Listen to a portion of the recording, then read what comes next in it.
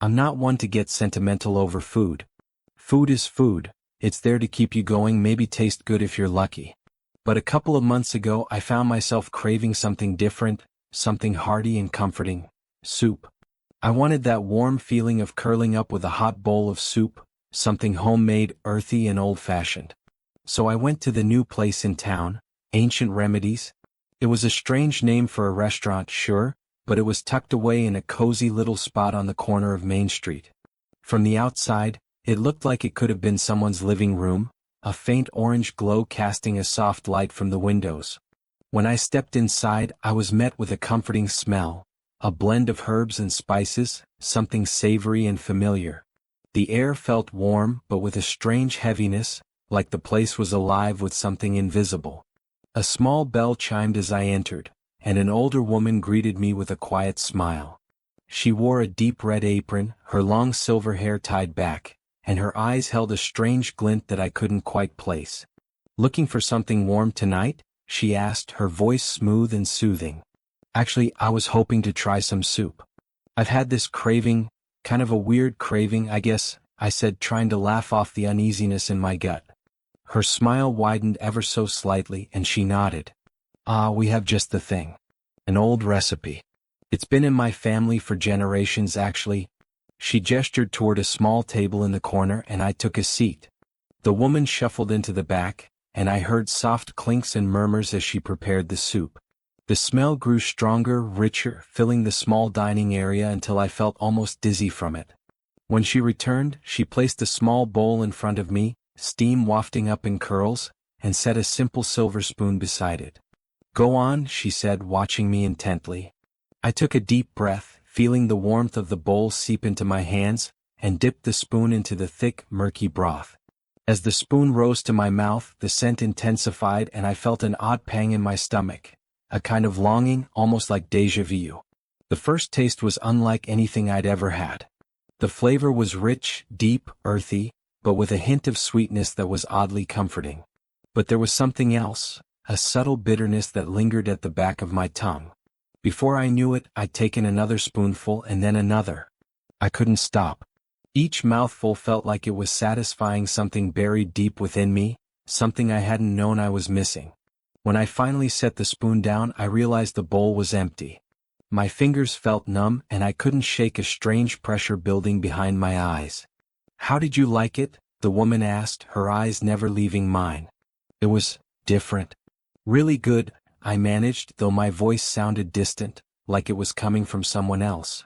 She nodded, her expression unreadable, and quietly took the empty bowl back to the kitchen. That night I couldn't shake the soup from my mind. The taste lingered on my tongue, and the warmth seemed to pulse through my veins, leaving me feverish. I lay in bed, feeling the strange pressure in my head grow until I could barely keep my eyes closed. When I finally drifted off, my dreams were filled with strange visions, shadows moving through fog, indistinct figures reaching out with hands that seemed too long, too pale. The next day I tried to go about my routine, but everything felt slightly off. My vision seemed to flicker, shadows lingering at the edge of my sight, and I couldn't shake a constant dull headache.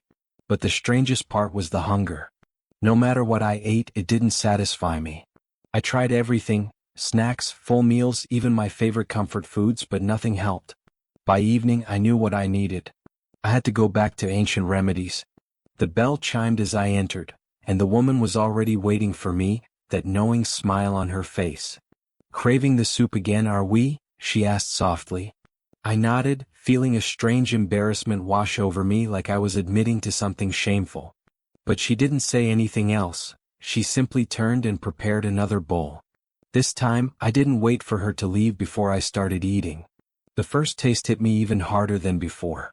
The flavor seemed sharper, more intense, filling every corner of my mouth, and I felt a strange warmth spreading through my body, a tingling sensation that prickled beneath my skin. When I finished, I felt a momentary relief, the hunger fading for the first time in days. But as I walked home, I felt something else, a strange sensation, almost like something was moving beneath my skin. My fingers twitched involuntarily, and my legs felt heavier with each step. That night, the dreams returned, but they were sharper, clearer. I saw the woman standing over a large, bubbling pot, her face illuminated by a dim, flickering light. I could see shapes in the shadows around her, twisted forms, barely human. She stirred the pot slowly, humming a tune that echoed in my mind, and as she dipped a ladle into the thick, murky broth, I saw it, small, indistinct shapes floating in the liquid. I tried to scream to wake myself up, but I was paralyzed, forced to watch as she dipped a spoon into the pot and lifted it to my mouth. I woke with a start, my skin slick with cold sweat. I could still taste the soup, its thick warmth clinging to my tongue, but this time, it felt wrong, sour, tainted. I ran to the bathroom and splashed water on my face, trying to shake the feeling of something crawling beneath my skin. But as I looked into the mirror, I froze. Something was moving beneath my skin. At first, I thought it was a trick of the light, but as I leaned closer, I could see it clearly. Tiny, dark lines writhing just beneath the surface, twisting and pulsing. I gasped, stumbling back, and felt a sudden pain shoot through my arm. I looked down to see my fingers twitching involuntarily, curling and uncurling like they had a mind of their own. Panic seized me, and I bolted from my apartment, running down the empty streets until I reached Ancient Remedies. The lights were off and the door was locked, but I pounded on it anyway, shouting for the woman. I could feel the movement beneath my skin growing more intense, the writhing lines spreading up my arms, creeping toward my neck. Finally, the door creaked open and the woman stood there, her eyes dark and unfeeling. "You shouldn't have come back," she whispered, her voice barely more than a hiss. "What did you do to me?" I stammered, my voice trembling. She didn't answer, only watching as I clutched my arm, feeling the lines inch closer to my throat. "You asked for it," she said finally. "Craving something warm, something comforting. And now you'll carry that warmth with you, always." Her words sent a chill down my spine, and I felt a wave of nausea wash over me. I tried to speak, to plead with her, but the words died in my throat as the lines reached my jaw. My vision blurred, and I felt myself sinking, my body growing heavy as the warmth turned to fire, searing through my veins. As I collapsed, I heard her voice one last time, soft and distant, echoing in my mind. "The soup has to be fed."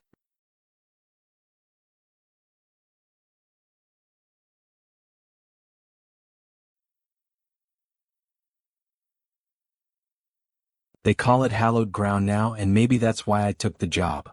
I always had a fascination with history, especially stories from World War II. That was before I learned what it's really like working as a night security guard at the Pearl Harbor Memorial. I started working there about a year ago, thinking it would be a peaceful gig, a good place for quiet reflection on America's history. The shift was mostly easy.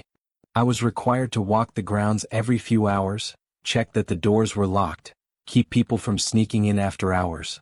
The park closes to visitors around sunset, and after that, it's just me and the weight of the place, stretching across the silent waters of the harbor. The first few weeks were calm. A strange feeling hung in the air, especially down near the water, but I chalked it up to the power of history.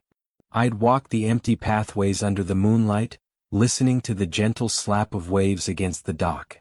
Sometimes I'd hear the soft sounds of gulls or the occasional fish jumping, but there was one area I always found myself hurrying past, the section near the USS Arizona Memorial. I don't know why, but I always felt watched there, like someone was waiting just out of sight. Then one night in early December, things started to change. I was walking my usual rounds, flashlight in hand, when I noticed something odd by the USS Arizona Memorial. It was an image that didn't make sense. Two figures, barely visible in the dim light, standing near the water. They were silent, dressed in dark clothes, but there was something strange about their appearance. The figures were almost transparent, flickering like static on an old TV.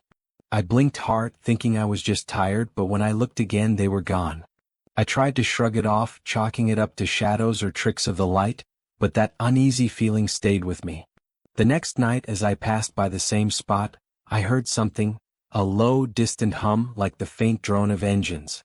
I scanned the harbor, seeing nothing but calm water, yet the sound grew louder, vibrating deep in my chest. Then in a blink, the noise stopped and the air turned deathly quiet. I couldn't shake it off, so I started asking around, wondering if any of the other guards had experienced anything strange on their shifts. One guy, Paul, just shook his head and laughed it off. But another guard, Jesse, looked at me dead in the eyes and said, "You haven't been here long enough, have you?" He told me about the echoes, a term the night crew used to describe strange happenings on the grounds. They were memories, he explained, pieces of the past that didn't stay put. Sometimes it was just sounds, distant alarms, shouting voices. Other times, people saw shapes moving through the fog, old uniforms flickering like shadows in the dark. Most guys who saw it, he said, kept quiet and finished their shift, but some couldn't handle it and quit. By then, I knew I was in it for the long haul. I wasn't about to let a few tricks of the light scare me off, so I shrugged it off, said, "We'll see," and went back to my shift. 2 nights later, I was walking along the harbor doing my rounds when I felt the air grow cold, bone-chilling, which was strange for Hawaii. I pulled my jacket closer, but then I heard it. Faint at first, like a whisper carried by the wind, a woman's voice singing. It was soft, haunting like a lullaby, and it sent a shiver down my spine. The voice was coming from the direction of the Arizona Memorial, drifting across the water. I turned and walked toward it, my heart pounding. There was no one in sight, no boats, just the still water and the pale glow of the moon. I stood there, frozen, listening as the voice grew louder, echoing across the harbor. Then, just as suddenly as it started, the singing stopped, leaving an eerie silence in its wake. The next night, I was standing by the memorial again, my flashlight casting shadows across the dock, when I saw movement in the water. It looked like a ripple at first, but then I noticed something beneath the surface, a faint glow shimmering in the dark. It looked like oil glinting under the moonlight, but it was more than that. It had a shape, almost like a figure floating just beneath the water. I watched, horrified, as the shape began to rise, slowly breaking the surface. A pale, translucent face emerged, hollow eyes staring blankly at me. I took a step back, heart racing, as more faces appeared, one after another, each one looking more ghostly than the last. They were soldiers, their expressions vacant, their skin as pale as death. They stared at me with unblinking eyes, their faces twisted in silent screams, as if frozen in their final moments. I tried to move, to turn and run, but my legs felt like they were rooted to the spot. The faces began to drift closer, their hollow eyes fixed on me, and I could feel a crushing weight in my chest, like they were reaching out to me, pulling me down. I stumbled back, breaking free from their gaze, and sprinted toward the main office. Inside, I slammed the door and leaned against it, my breath coming in ragged gasps. I looked out the window, expecting to see those ghostly faces staring back at me, but there was nothing, just the calm, empty harbor, as if nothing had happened. The rest of the shift passed in a blur, and when morning came, I handed in my report, leaving out the part about the ghosts.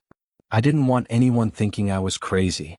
But from that night on, I avoided the memorial, keeping to the other side of the park whenever I could.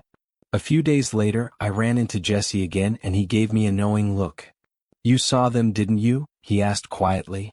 I nodded, unable to meet his gaze, and he just nodded back like he understood. "They're not here to scare us," he said after a moment. "They're just stuck, caught in a moment that never ends. It's like they're reliving that day over and over, trapped in a loop they can't escape."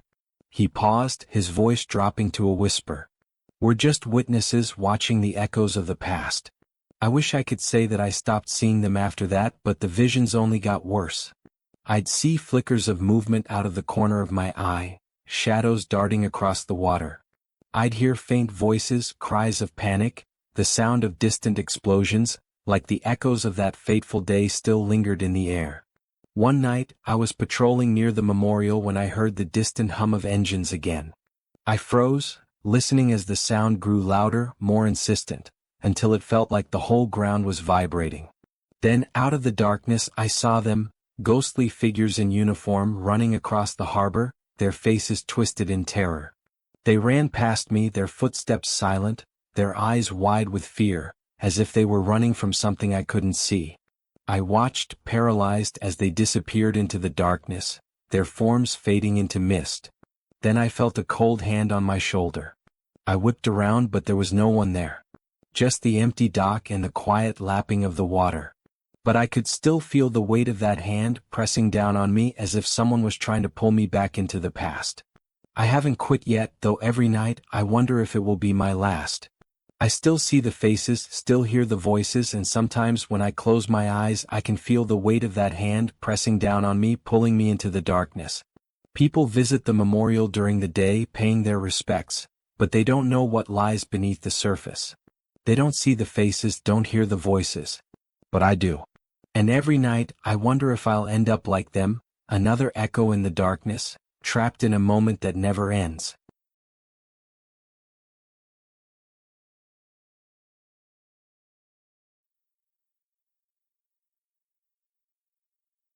I never believed in superstitions. Luck, curses, charms, none of it had ever seemed real to me.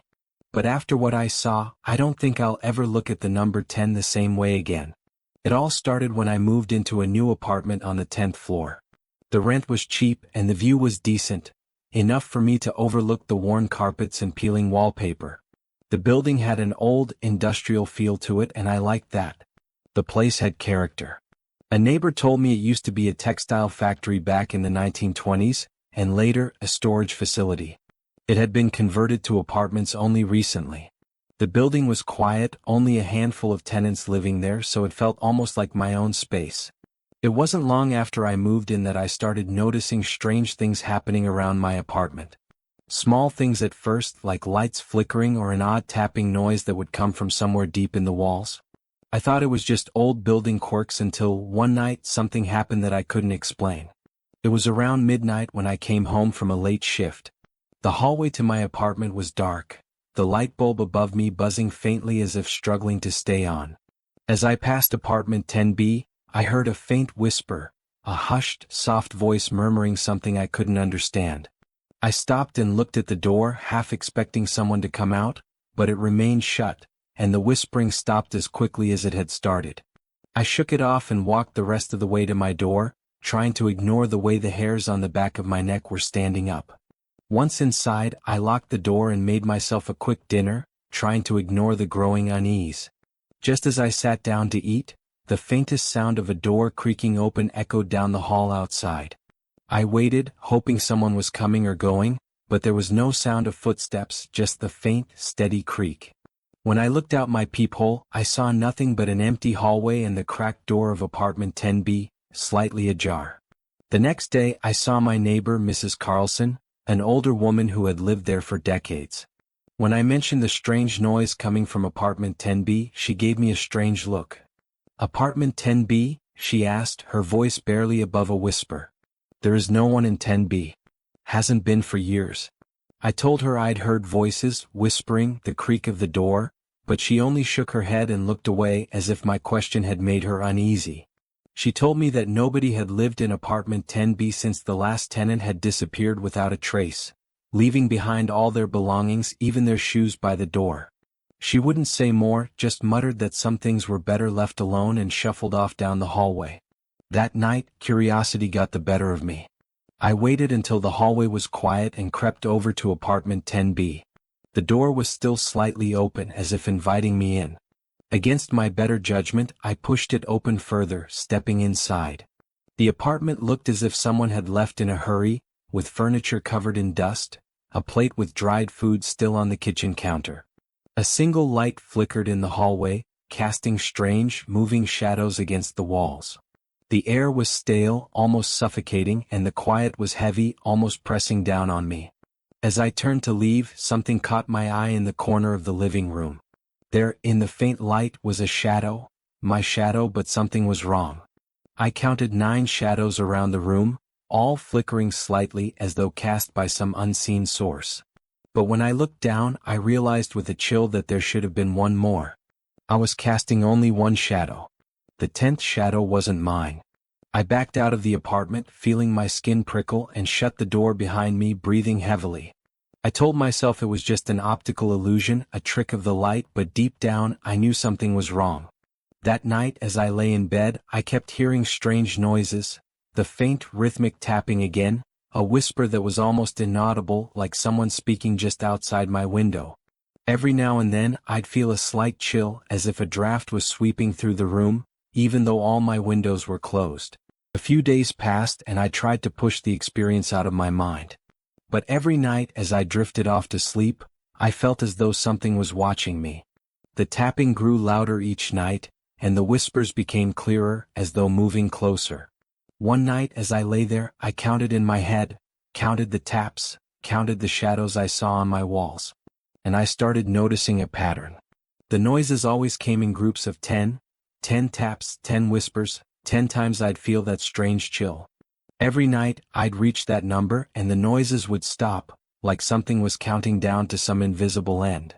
On the 10th night, I woke up to find my room ice cold.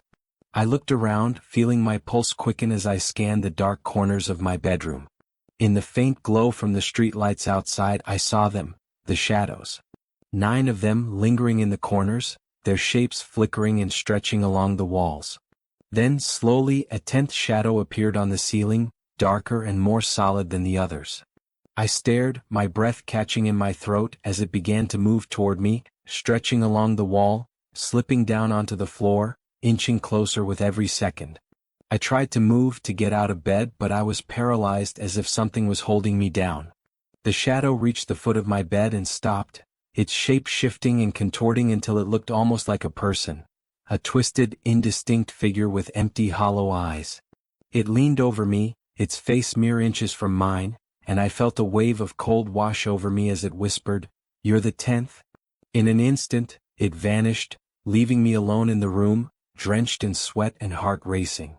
After that, I began seeing the number 10 everywhere, on clocks, receipts, random street signs, as though the universe was trying to tell me something. But it wasn't just numbers on paper or screens. Each time I saw it, something strange would happen. A flicker of movement out of the corner of my eye, a faint whisper, a feeling of being watched. I tried everything to rid myself of it. I threw out anything with a 10 on it, started avoiding anything connected to the number, even moved to a new apartment on the 9th floor of a different building. But the shadows followed. On my first night in my new place, I saw them again, 9 shadows stretching along the walls, waiting for the 10th. And then I realized I was the 10th.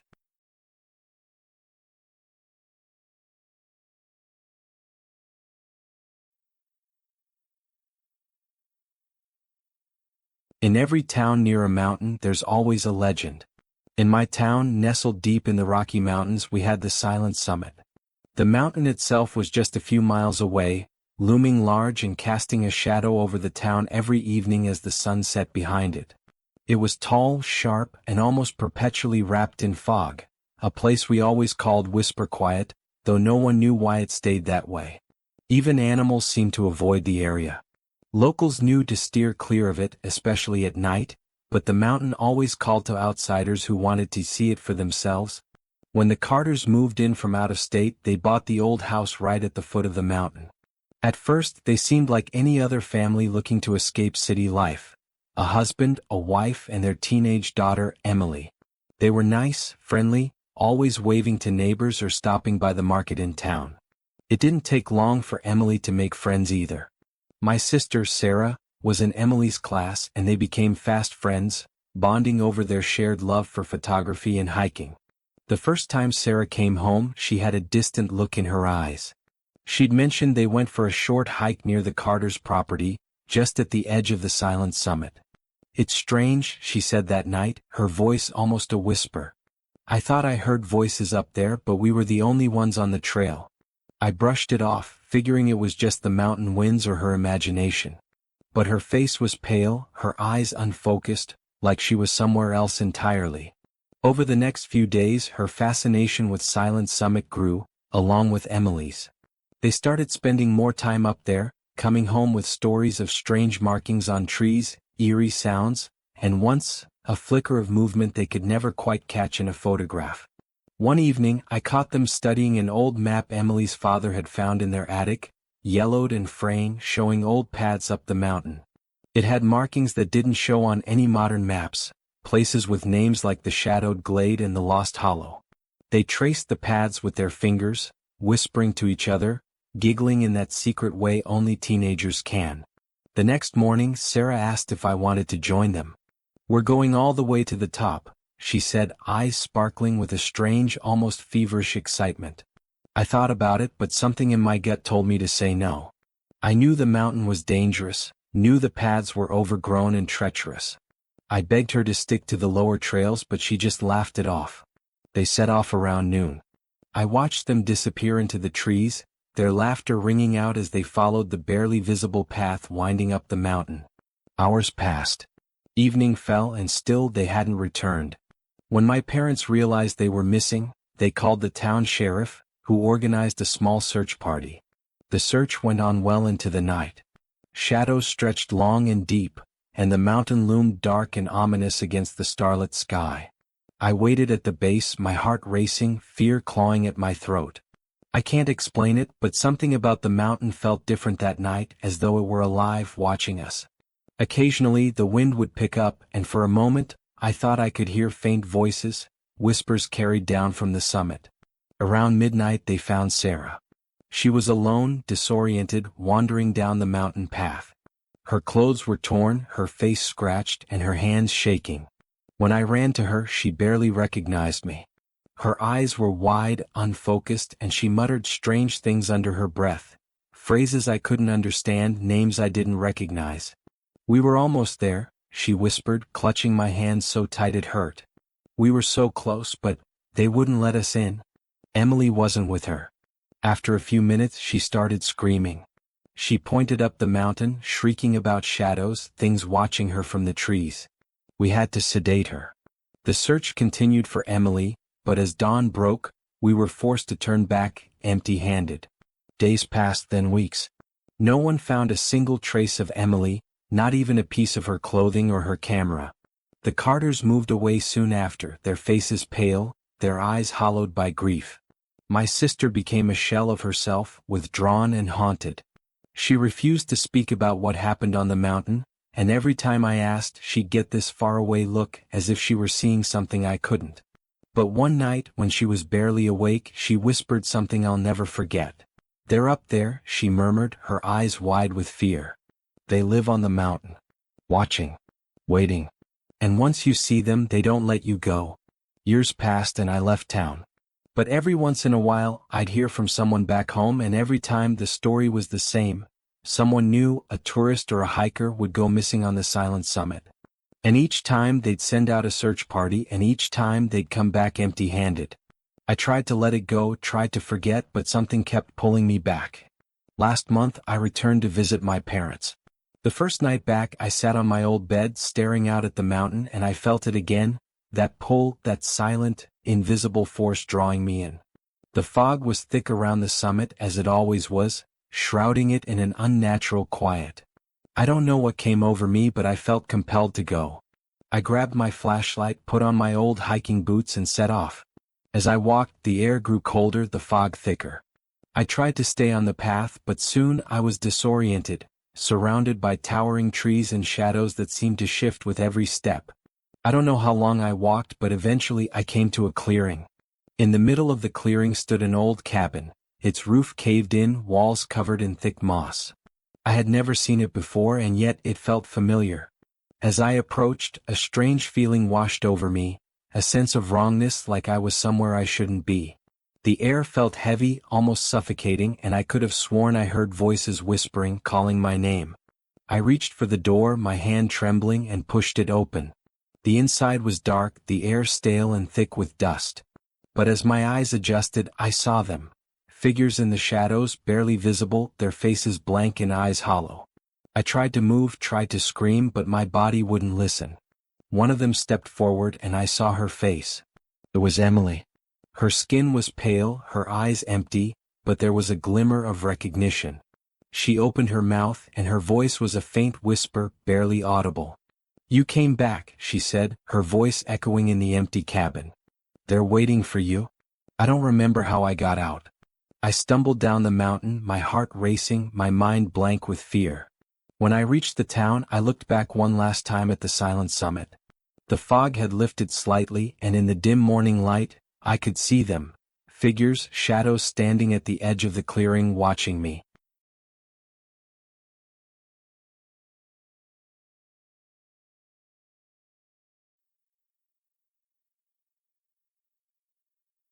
It was just another night in the city when the invitation arrived. A black envelope with silver lettering, written in an elegant script that seemed old-fashioned.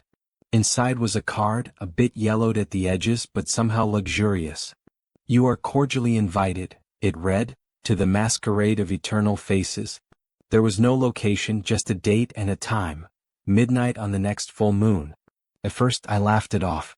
It had to be some joke or marketing gimmick. But that night I couldn't shake the curiosity. The thought of a masquerade sounded surreal, like something out of a gothic novel. The next morning I called a few friends.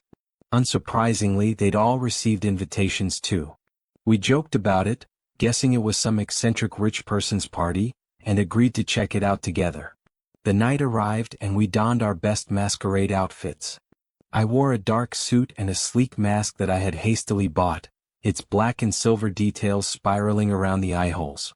When we reached the spot listed on the card, an old, abandoned mansion on the edge of town, I felt a chill run down my spine. The building was in disrepair, windows darkened, ivy crawling up the cracked walls. But the grand double doors were open, candles lining the floor inside. A masked doorman, face concealed by a mask that seemed almost alive with strange carvings, ushered us in. Inside, the mansion was stunning, as though frozen in time. Candlelight flickered over silk curtains and gleaming chandeliers. Other guests were scattered around, all masked, their costumes blending into the dim, candlelit ambience. The air was filled with a haunting melody from a string quartet playing in a shadowed corner. "Welcome, guests," came a voice over the murmur of the crowd. The voice was rich, deep, and oddly compelling. A man stood at the top of the grand staircase, dressed in a fine suit with a mask that covered half his face, its intricate details glinting in the candlelight. "Tonight, you join the masquerade of eternal faces. Tonight, we celebrate the art of the mask, the magic of transformation." The crowd clapped, the sound echoing hauntingly through the hall. Everything felt wrong, but I couldn't shake a growing curiosity and excitement. My friends and I mingled with the guests, occasionally trying to talk, though most of the others only exchanged brief words and nods. Their masks were strangely captivating, some plain, some ornate, but each one seemed to bear a life of its own, as though the design shifted if you looked too closely. It was subtle, but after a few glances, I realized that many of these masks were not like ours. They had eyes that gleamed as though they weren't really carved, and mouths that seemed ready to move. At one point we lost each other. I looked around for my friends, but the crowd grew thicker, almost oppressive, and I realized I was surrounded by strangers, all pressing closer, their masks watching me. The room felt hot and stifling, the dim candlelight casting warped shadows on the walls. And then, at the center of the grand hall, the host reappeared, raising his arms. "It is time," he announced, his voice low and full of a dark amusement. "Masks, reveal yourselves." I thought it was a theatrical cue that people would pull off their masks for a laugh. But the room filled with an awful, stretching sound, flesh, bone, and fabric intertwining. People's faces contorted under their masks, which seemed to meld into their skin, twisting and pulling as if coming to life. Horrified, I watched as masks fused to faces, their once beautiful designs warping into grotesque expressions. Some masks formed permanent smiles, while others locked eyes in endless terror, each guest left frozen in some unnatural state. Panicking, I felt the edges of my own mask, which was strangely warm. I tried to tear it off, but it clung to my skin like a second face. I felt it tighten, pulling against my skin as if it wanted to merge. The more I struggled, the more it seemed to sink in. I looked around and saw my friends, their masks shifting as well, terror filling their eyes as they realized what was happening. But there was no escape. A woman nearby let out a scream, her voice choking off as her mask warped her mouth into a permanent, wide-eyed grin. Her eyes gleamed with tears, locked forever in a silent scream. The host's laughter echoed around us. "Do you see now?" he asked, his voice reverberating with a cruel, ancient joy. "You have been chosen to join us, to become part of the masquerade forever. This is your new face, the true face of your soul." At that moment I understood. The masks weren't just decorations. They were ancient, cursed artifacts that bonded with their wearers, revealing their deepest fears, their hidden sins, their darkest selves. They were twisted reflections of who we truly were. One by one the other guests stopped struggling, their masks now fully fused to their faces, their bodies moving in a strange puppet-like dance as if under some dark spell. I looked at my friends, our faces now partially transformed, and saw in their eyes the same horror that filled me. We were losing ourselves, becoming part of the masquerade. I tried to run, but my legs wouldn't obey. It was as if an invisible force held me in place. The mask tightened further, forcing my mouth into a grimace, my eyes widening in horror as I realized there was no escape. My vision blurred, the room spinning around me as darkness encroached. The last thing I saw was the host's grinning mask, watching as I too joined the ranks of the eternal faces. Say that every so often, a masked figure is seen wandering the old mansion's grounds. Their mask is always frozen in an expression of terror, grief, or silent laughter. They walk aimlessly as if searching for something, or someone. Rumor has it that these figures are the lost souls of the masquerade, bound to the mansion forever, their real faces hidden beneath layers of cursed masks. And sometimes, if you're unlucky enough, you'll receive an invitation. A black envelope with silver lettering, an invitation to join the masquerade of eternal faces. If you do, remember to burn it and never speak of it again. Because if you step into that mansion, if you don the mask they offer you, you may never see your own face again.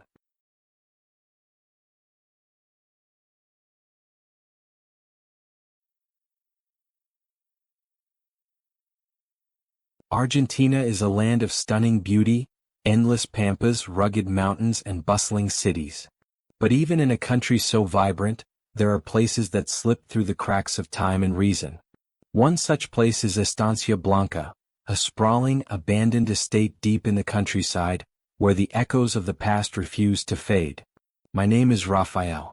I used to be a journalist based in Buenos Aires, chasing stories about local folklore and haunted locations for a niche online magazine. When I first heard about Estancia Blanca, it was just another lead, a crumbling mansion left behind by one of Argentina's wealthiest families in the early 1900s. The De La Cruz lineage was a household name once, known for their immense cattle empire. But by 1920, the family vanished without a trace, leaving behind only the rumors of madness, betrayal, and an unspoken curse. I thought it would be a typical piece. Visit the site, take some photos, dig up old records, and weave it into a spooky narrative. I had no idea what I was walking into. The journey to Estancia Blanca was daunting. After a long bus ride to a rural town called San Carlos, I rented a battered truck from a reluctant local who warned me about the estate's whispers. It was an overcast day with a biting wind that smelled of rain. The dirt road to the mansion was barely passable, hemmed in by wild grasses that clawed at the vehicle. After an hour of driving, the first sight of Estancia Blanca stopped me cold. The mansion rose out of the pampas like a skeletal hand clawing at the sky. Its once white facade was gray with decay, ivy strangling its walls. The windows, dark and hollow, seemed to watch me as I approached. I parked at the edge of the estate and took a deep breath. The air was heavy, as if the land itself was holding its breath. The main door creaked ominously as I pushed it open, revealing a grand foyer choked with dust and cobwebs. A massive chandelier hung precariously from the ceiling, its crystals clouded and dull. The floorboards groaned under my weight, each step echoing eerily. I set up my camera and started taking pictures, my footsteps stirring motes of dust that swirled like phantoms in the weak light filtering through cracked windows. The deeper I ventured into the mansion, the stronger the sensation became that I was not alone. It started subtly, a soft whisper like the wind slipping through the cracks in the walls. But there was no wind inside. In the dining hall, a long table stretched out under a tarnished chandelier. Plates and silverware were still set as if the family had simply walked away mid-meal. A rotted turkey carcass sat at the center, its bones picked clean by time. A low guttural sound made me freeze. It was faint, coming from the far end of the room. "Hola?" I called out, my voice trembling. The sound stopped. I gripped my flashlight tightly and edged toward the noise. At the head of the table, a chair lay on its side. As I lifted it upright, I noticed deep gouges in the floorboards, as if something had been dragged away from the room with immense force. Suddenly the whispers returned, louder this time, overlapping and urgent. It wasn't the wind, it was voices. Dozens of them speaking in a chaotic cacophony of Spanish, faint but desperate. I followed the voices upstairs, the steps creaking ominously under my weight. The air grew colder with every step. On the landing, I noticed a series of portraits lining the wall. The De la Cruz family stared back at me with hollow eyes. In the final painting, the patriarch, Manuel de la Cruz, stood beside his wife and children. But something was wrong.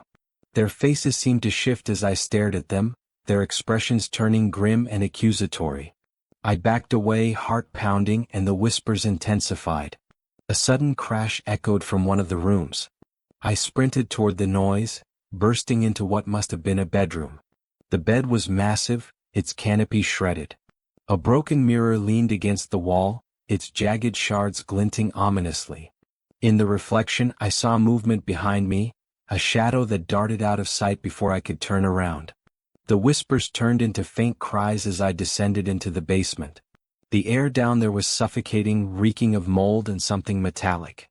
My flashlight flickered as I reached the bottom, illuminating a series of iron rings embedded in the walls. Chains dangled from them, their ends rusted but sharp. I snapped photos quickly, my unease growing. As the camera's flash illuminated the room, I noticed something scratched into the stone wall. Nunca saldrás, you will never leave. The whispering voices crescendoed into anguished screams, and I stumbled backward, dropping my flashlight. In the sudden darkness, I felt the air shift as if something large and unseen was moving closer. A hand, or what felt like one, brushed my shoulder. I spun around, heart hammering, and bolted up the stairs. In the foyer, the mansion seemed alive with sound. Footsteps echoing from the upper floors, doors creaking open and slamming shut. The whispers followed me, growing louder, more frenzied. I reached the front door and yanked it open, only to find an impenetrable wall of darkness beyond. The world outside the mansion was gone, replaced by a void that seemed to stretch into eternity. Panicked, I turned back into the house. The whispers had stopped. Instead, a deep, guttural laugh echoed through the halls, mocking and cruel. I don't remember how I escaped. The next thing I knew, I was stumbling into the rental truck, my hands shaking so badly I could barely get the engine started. The road back to San Carlos seemed longer, the shadows deeper, but I didn't stop until I reached the town square. When I told the locals what happened, they refused to look at me. An old man finally spoke up. "Those who enter Estancia Blanca never leave the same," he said. "The De la Cruz family didn't vanish. They're still there, trapped, cursed to live in their sins. And now so are you. It's been months since that night, but I haven't been able to escape it. The whispers followed me back to Buenos Aires. I hear them in my apartment, in the streets, even in my dreams. And the worst part? Sometimes, in the corner of my eye, I see a shadow darting behind me. It's always watching, always waiting. I know it won't be long before it takes me back to Estancia Blanca, where I'll join the cursed souls of the De la Cruz family forever."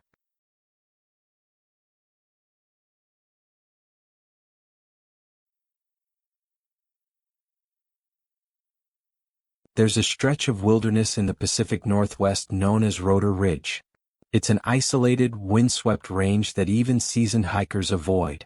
The few who do venture there speak of hearing faint, mechanical whispers echoing through the canyons, though no machines are visible for miles.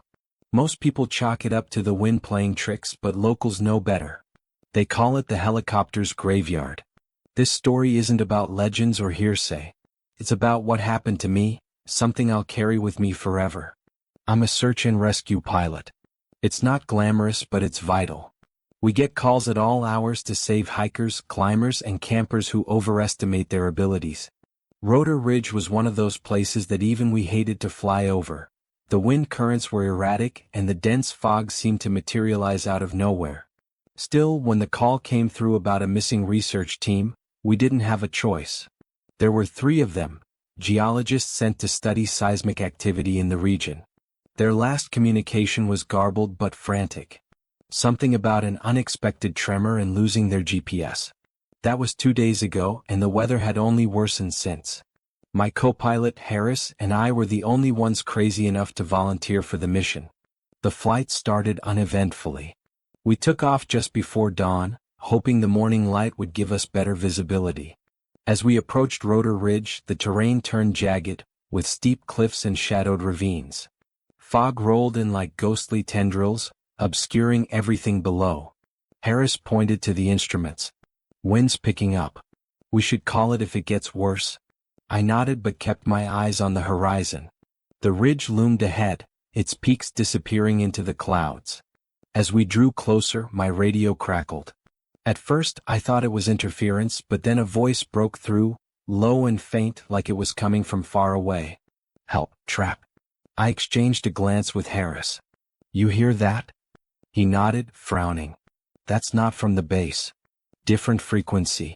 I adjusted the dials, trying to pinpoint the source, but the voice faded into static. Then the fog thickened, wrapping around the helicopter like a shroud. The instruments started to act up. Altimeter readings jumped erratically and the GPS blinked out completely. Switching to manual, I said, gripping the controls tighter. The helicopter bucked as a sudden gust of wind slammed into us. Harris cursed. "This isn't normal. We need to turn back." Before I could respond, the voice returned, louder this time. "Down here, can't escape." It sent a chill through me, not just because it was clearer but because it sounded off. The tone was distorted, almost metallic, like it wasn't entirely human. We spotted the first wreck about 20 minutes later. It was an old military helicopter, its rusted frame barely visible through the fog. Harris leaned forward, squinting. "That's been here for years. What's it doing on this ridge?" I didn't answer, too focused on keeping us steady in the unpredictable winds. But as we circled the wreck, I noticed something strange. The rotor blades, though bent and broken, were slowly spinning as if caught in a faint breeze. Yet the air around us was completely still. The voice crackled over the radio again. "Join us." "Enough of this," Harris said, reaching for the controls. "We're heading back." But the helicopter didn't respond. The controls were sluggish, almost like something was fighting against me. The fog thickened further, and the temperature inside the cockpit dropped sharply. I could see my breath hanging in the air. Then came the sound, a deep, rhythmic thumping, like distant rotor blades cutting through the sky. It wasn't ours.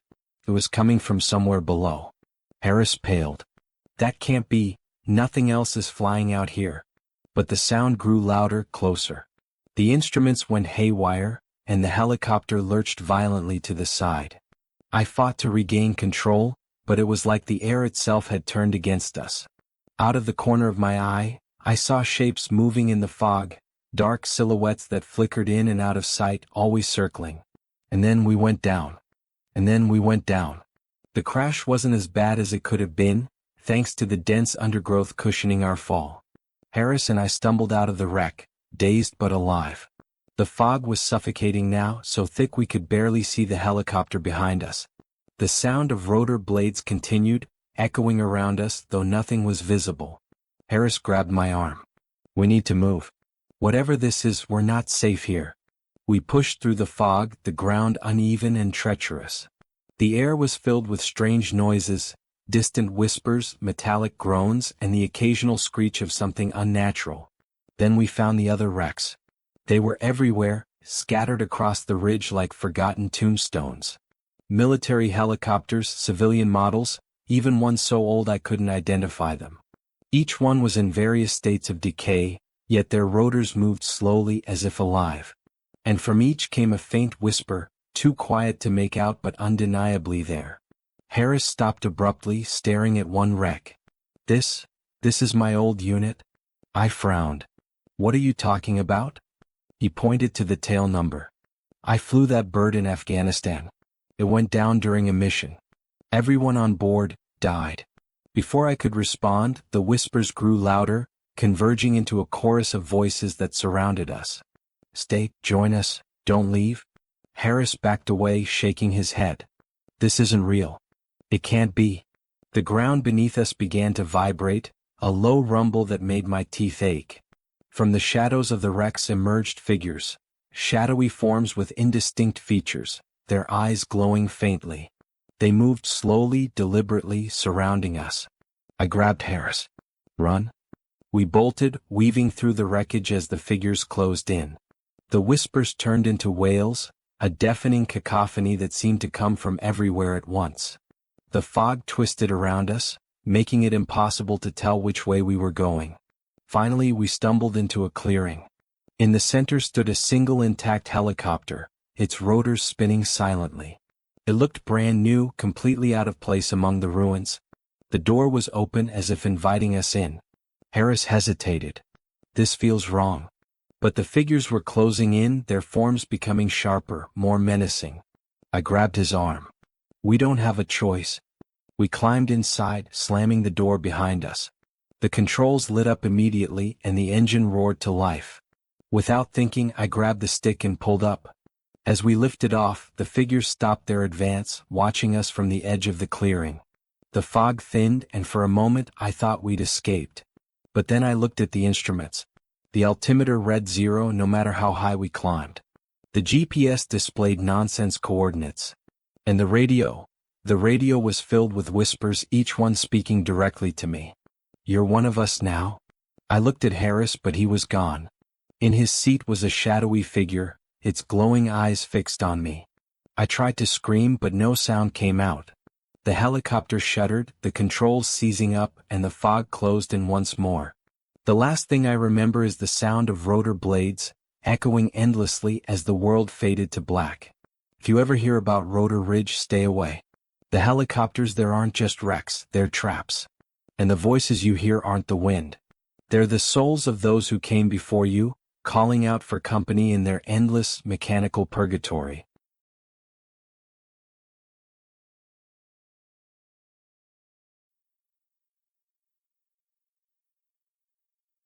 Argentina is a land of stunning beauty, endless pampas, rugged mountains, and bustling cities. But even in a country so vibrant, there are places that slip through the cracks of time and reason. One such place is Estancia Blanca, a sprawling, abandoned estate deep in the countryside, where the echoes of the past refuse to fade. My name is Rafael. I used to be a journalist based in Buenos Aires, chasing stories about local folklore and haunted locations for a niche online magazine. When I first heard about Estancia Blanca, it was just another lead, a crumbling mansion left behind by one of Argentina's wealthiest families in the early 1900s. The De La Cruz lineage was a household name once, known for their immense cattle empire. But by 1920, the family vanished without a trace, leaving behind only the rumors of madness, betrayal, and an unspoken curse. I thought it would be a typical piece. Visit the site, take some photos, dig up old records, and weave it into a spooky narrative. I had no idea what I was walking into. The journey to Estancia Blanca was daunting.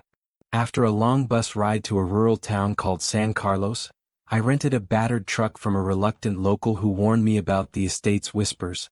It was an overcast day with a biting wind that smelled of rain. The dirt road to the mansion was barely passable, hemmed in by wild grasses that clawed at the vehicle. After an hour of driving, the first sight of Estancia Blanca stopped me cold. The mansion rose out of the pampas like a skeletal hand clawing at the sky. Its once white facade was gray with decay, ivy strangling its walls. The windows, dark and hollow, seemed to watch me as I approached. I parked at the edge of the estate and took a deep breath. The air was heavy, as if the land itself was holding its breath. The main door creaked ominously as I pushed it open, revealing a grand foyer choked with dust and cobwebs.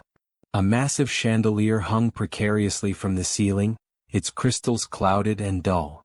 The floorboards groaned under my weight, each step echoing eerily. I set up my camera and started taking pictures, my footsteps stirring motes of dust that swirled like phantoms in the weak light filtering through cracked windows. The deeper I ventured into the mansion, the stronger the sensation became that I was not alone. It started subtly, a soft whisper like the wind slipping through the cracks in the walls. But there was no wind inside. In the dining hall, a long table stretched out under a tarnished chandelier. Plates and silverware were still set as if the family had simply walked away mid-meal. A rotted turkey carcass sat at the center, its bones picked clean by time. A low guttural sound made me freeze. It was faint, coming from the far end of the room. "Hola?" I called out, my voice trembling. The sound stopped. I gripped my flashlight tightly and edged toward the noise. At the head of the table, a chair lay on its side. As I lifted it upright, I noticed deep gouges in the floorboards, as if something had been dragged away from the room with immense force. Suddenly the whispers returned, louder this time, overlapping and urgent. It wasn't the wind, it was voices. Dozens of them, speaking in a chaotic cacophony of Spanish, faint but desperate. I followed the voices upstairs, the steps creaking ominously under my weight. The air grew colder with every step. On the landing, I noticed a series of portraits lining the wall. The de la Cruz family stared back at me with hollow eyes. In the final painting, the patriarch, Manuel de la Cruz, stood beside his wife and children. But something was wrong. Their faces seemed to shift as I stared at them, their expressions turning grim and accusatory. I backed away, heart pounding, and the whispers intensified. A sudden crash echoed from one of the rooms. I sprinted toward the noise, bursting into what must have been a bedroom. The bed was massive, its canopy shredded. A broken mirror leaned against the wall, its jagged shards glinting ominously. In the reflection I saw movement behind me, a shadow that darted out of sight before I could turn around. The whispers turned into faint cries as I descended into the basement. The air down there was suffocating, reeking of mold and something metallic. My flashlight flickered as I reached the bottom, illuminating a series of iron rings embedded in the walls. Chains dangled from them, their ends rusted but sharp. I snapped photos quickly, my unease growing. As the camera's flash illuminated the room, I noticed something scratched into the stone wall. Nunca saldrás, you will never leave. The whispering voices crescendoed into anguished screams, and I stumbled backward, dropping my flashlight. In the sudden darkness, I felt the air shift as if something large and unseen was moving closer. A hand, or what felt like one, brushed my shoulder. I spun around, heart hammering, and bolted up the stairs. In the foyer, the mansion seemed alive with sound. Footsteps echoing from the upper floors, doors creaking open and slamming shut. The whispers followed me, growing louder, more frenzied. I reached the front door and yanked it open, only to find an impenetrable wall of darkness beyond. The world outside the mansion was gone, replaced by a void that seemed to stretch into eternity. Panicked, I turned back into the house. The whispers had stopped. Instead, a deep, guttural laugh echoed through the halls, mocking and cruel. I don't remember how I escaped. The next thing I knew, I was stumbling into the rental truck, my hands shaking so badly I could barely get the engine started. The road back to San Carlos seemed longer, the shadows deeper, but I didn't stop until I reached the town square. When I told the locals what happened, they refused to look at me. An old man finally spoke up. "Those who enter Estancia Blanca never leave the same," he said. "The de la Cruz family didn't vanish. They're still there, trapped, cursed to live in their sins. And now so are you. It's been months since that night, but I haven't been able to escape it." The whispers followed me back to Buenos Aires. I hear them in my apartment, in the streets, even in my dreams. And the worst part? Sometimes, in the corner of my eye, I see a shadow darting behind me. It's always watching, always waiting. I know it won't be long before it takes me back to Estancia Blanca, where I'll join the cursed souls of the de la Cruz family forever.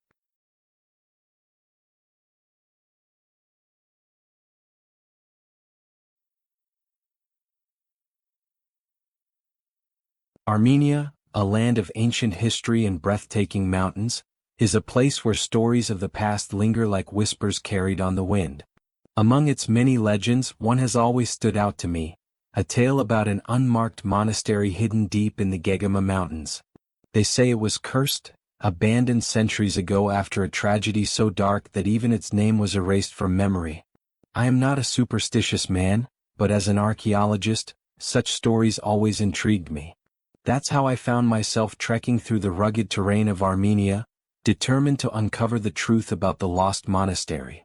The journey began in Yerevan, where I met my guide, Aram, a stoic local who knew the mountains well. Aram was hesitant when I mentioned the monastery. "Why do you want to go there?" he asked, his thick brows furrowing. "I'm chasing history," I replied, trying to sound braver than I felt. He sighed. "That place isn't history. It's a warning? Still, Aram agreed to take me. The trip required days of hiking through treacherous paths, the landscape growing wilder and more untamed the farther we went. By the third day, the air grew colder, and an uneasy silence settled over the mountains, broken only by the crunch of our boots on the rocky ground. On the evening of the fourth day, we reached the ruins. The monastery loomed before us, half buried in snow and shadow.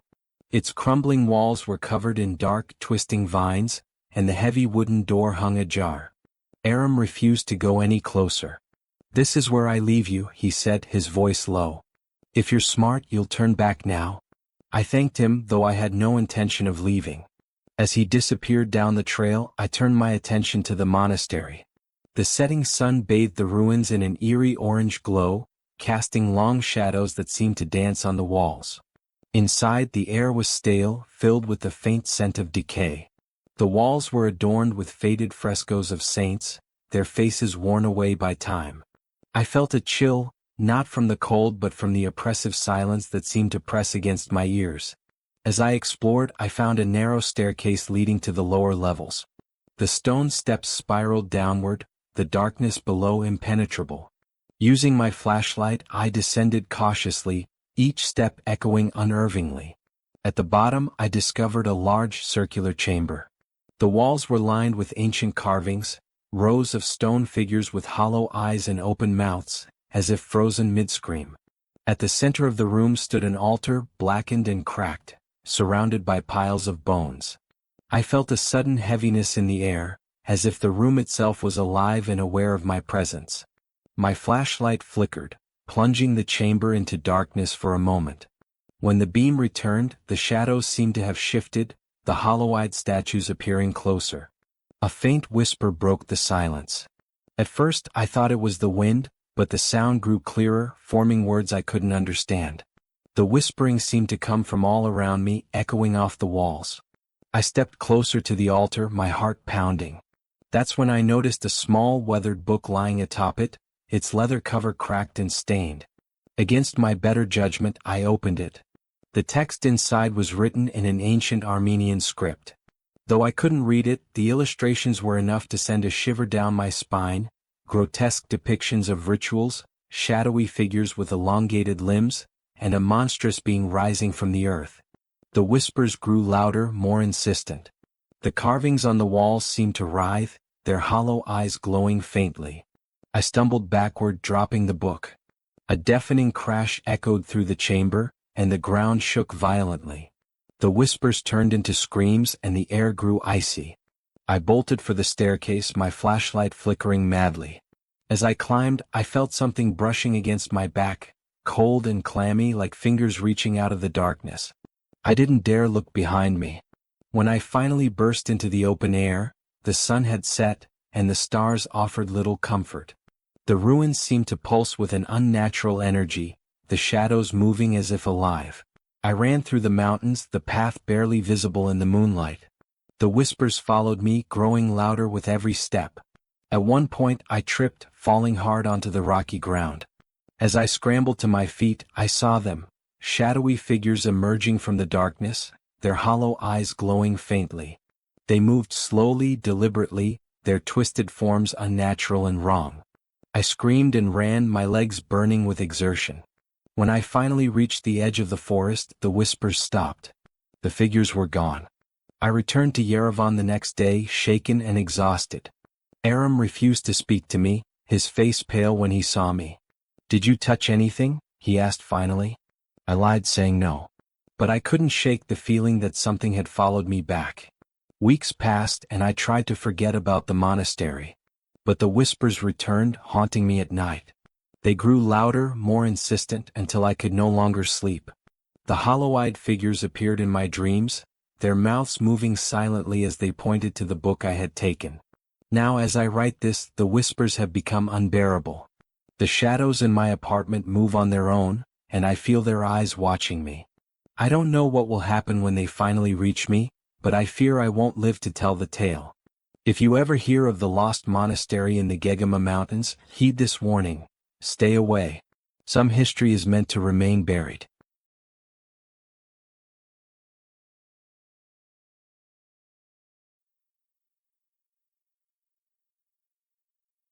It began with an innocent hike. The forest behind my family's old cabin was quiet, untouched by the passage of time. I hadn't been there in years, but a weekend alone felt like the perfect escape from the chaos of city life. The first day passed uneventfully. I spent hours wandering the familiar trails, breathing in the fresh, pine-scented air. As I walked, the sun filtered through the leaves, casting dappled shadows on the ground. It was peaceful, rejuvenating. But everything changed the following day. I was walking deeper into the woods when I noticed it. A stick, long and unnaturally straight, resting in the middle of the trail. It looked out of place, its bark oddly smooth as if it had been sanded down. I picked it up, inspecting it. There was something strange about the weight, too heavy for its size, almost as if it were filled with metal. Despite its oddity, it seemed harmless. A stick was just a stick after all. That's when I noticed the carvings. Faint and shallow, spiraling up the shaft, were symbols I didn't recognize. They reminded me of runes, but none that I'd ever seen before. I ran my fingers over the grooves, feeling the rough texture. A gust of wind swept through the forest, cold and sudden. I felt an inexplicable chill run down my spine. Shrugging off the unease, I brought the stick back to the cabin. It seemed like a curious souvenir, something to research later. I leaned it against the fireplace and went about my evening. That night I couldn't sleep. The cabin, normally a haven of silence, seemed alive with sound. Faint whispers, like the rustling of leaves, filled the air. I sat up, straining to listen, but the whispers stopped as suddenly as they began. Then I saw it. The stick, still leaning against the fireplace, was casting a shadow on the opposite wall. But the shadow didn't match its shape. It was taller, twisting, almost humanoid. I blinked, thinking it was a trick of the flickering firelight. When I looked again, the shadow was gone. The following morning, I decided to leave the stick behind. Something about it felt wrong, though I couldn't explain why. I left it in the cabin and set off on another hike, trying to shake off the lingering unease. But the forest felt different. The air was heavier, the usual chorus of birds and insects absent. As I walked, I noticed more sticks scattered along the trail. Each was identical to the one I'd found, smooth, unnaturally straight, and etched with the same strange symbols. By the time I reached the clearing at the heart of the woods, the trail was littered with them. They formed a crude circle, their pointed ends buried in the ground.